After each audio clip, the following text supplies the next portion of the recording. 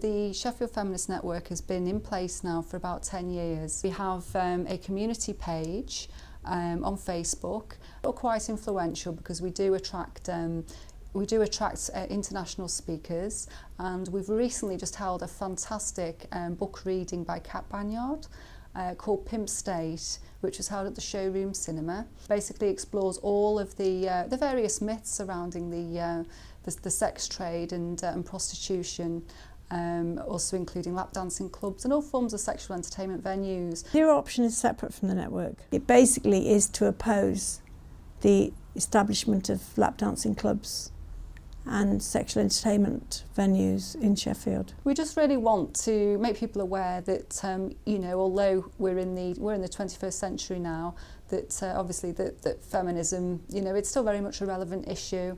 And I do feel that there's still personally I feel that there's still a long way to go, basically in society and in the media in particular. I feel that it's so important to challenge the old stereotypes. For example, you sort of look at the old advertising agencies of the 1960s, and some of the adverts in particular feature women in a very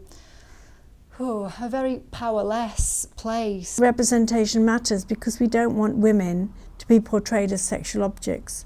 If women are portrayed as sexual objects, then men will think that they can then own us, claim us, rape us, beat us up.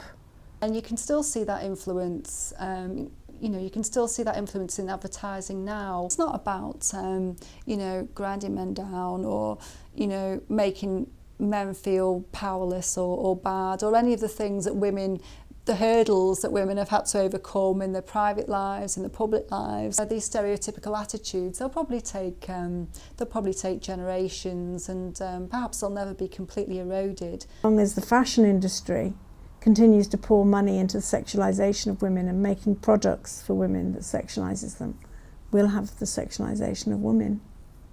So I think it's to do with capitalism and consumerism. That's a very broad, sweeping statement.